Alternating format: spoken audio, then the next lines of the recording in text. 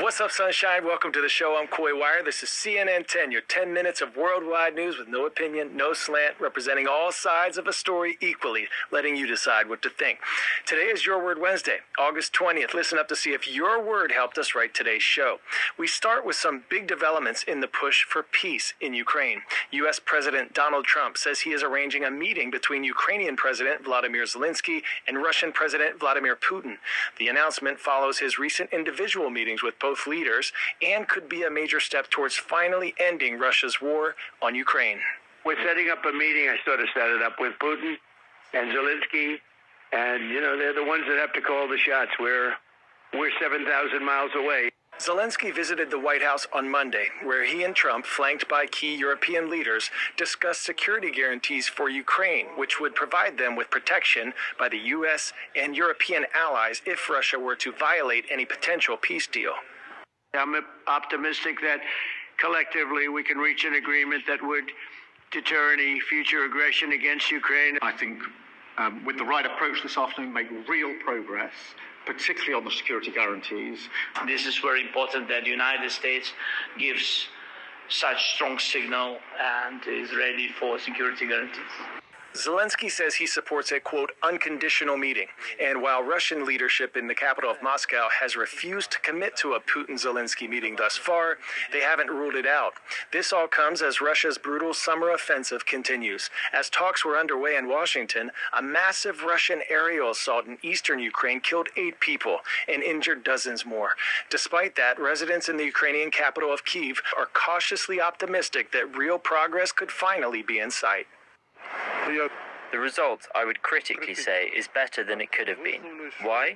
Because in my opinion, no bad decisions have been made from what we have heard for this country and for Europe. The diplomatic front now looks like Europe with Ukraine, mediated by the United States against the aggressor. This is a big plus.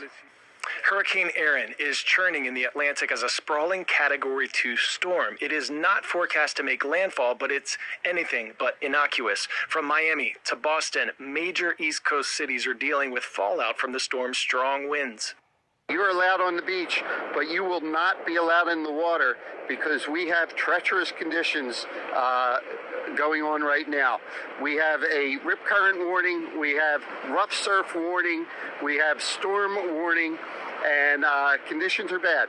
In North Carolina, around 90 people were rescued from rip currents on Monday alone. Destructive waves of 20 feet or more are expected to hammer the state's Outer Banks region, where many coastal homes have collapsed already into the ocean in previous years. So, if any of you will be near the beach soon, please exercise extreme caution. Officials warn that even with a picture-perfect weather forecast, ocean conditions could be deadly. With Hurricane Erin's impacts being felt all along the East Coast, let's take a quick beat to learn about what we can do if we ever find ourselves in a riptide.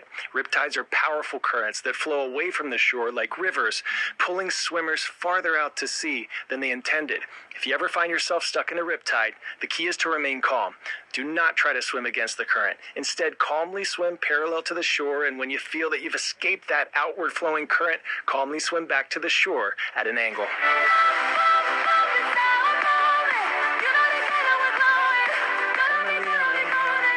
Kind of it. Sorry, we're live now. If you have that song stuck in your head, you probably have a friend, sibling, or maybe 2 young daughters like myself who have a certain movie on repeat at home. K-pop Demon Hunters, a worldwide phenomenon making history. For the first time since 2001, a girl group has topped the Billboard Hot 100 music charts with a song from the most watched animated original film in the history of Netflix. Arlinda Kincaid has more. From your TV screen to the top of the music charts, the film K-pop Demon Hunters isn't just breaking viewership records. It's redefining what an animated film can do. They're stealing the souls of our fans? It's got K-pop, it's got demons, and it's got 158 million views and counting. That makes it the most watched animated original film in Netflix history. It's been a streaming phenomenon where people are watching the movie, they are spreading it through word of mouth, so people have really united around this movie and its music. The film follows the Huntrix, a girl group by day, demon hunters by night, as they battle supernatural threats while topping the K-pop charts.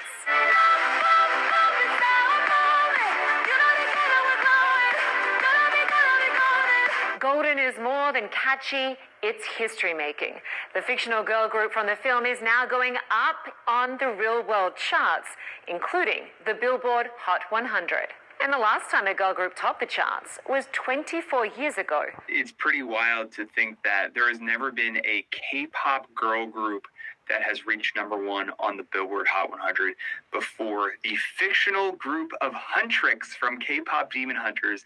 The K-pop multiverse is also fueling global TikTok challenges, live streams, and merchandise sales, proving that even animated idols can dominate the real world. Pop quiz, hot shot. What was the first type of shoe produced by Adidas? Soccer cleats, basketball shoes, track spikes, or ski boots?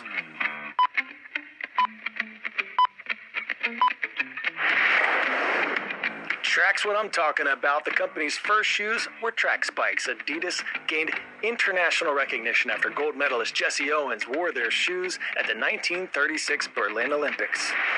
Now to an American fashion designer who's under some criticism for cultural appropriation after a new shoe release by Adidas. Cultural appropriation is defined as the act of taking or using things from a culture that is not your own, especially without showing that you understand or respect that culture. Members of the group sometimes feel exploited or even disrespected. The new Adidas slip-on shoe resembles a Mexican huarache, a traditional sandal made by artisans in Oaxaca, Mexico. The designer said he wanted to honor Mexican-American culture, but Mexico's President Claudia Sheinbaum argues that indigenous communities should be reimbursed for their intellectual property. CNN's Valeria Leon explores what makes these shoes a unique point of cultural heritage. Listen. The hands of artisans in Villa Hidalgo, a village in the mountains of Oaxaca, Mexico, adjusted leather strips that shape these traditional sandals, known as huaraches. They are made, among others, in Raimundo's workshop, who claims his technique is an old one handed down over generations. The traditional indigenous sandals style was replicated by designer Willy Chavarria and sold by the Adidas brand under the name Oaxaca Slip-On. Authorities complained, considering it to be a cultural appropriation of footwear. Es una propiedad intelectual. It is intellectual property, Sheinbaum said, and there must be compensation. Both the designer and the brand apologize. In his statement, the designer explained that his intention was to honor the culture and art of Oaxaca. It's a great achievement to have helped the company and the designer recognize their mistake and assume responsibility. But this is not the first time a brand has committed an act of cultural appropriation. Authorities of Villa Hidalgo are seeking to establish a handicrafts registry that protects the original designs. Mexico also has a legislation that punished brands that use indigenous designs without authorization.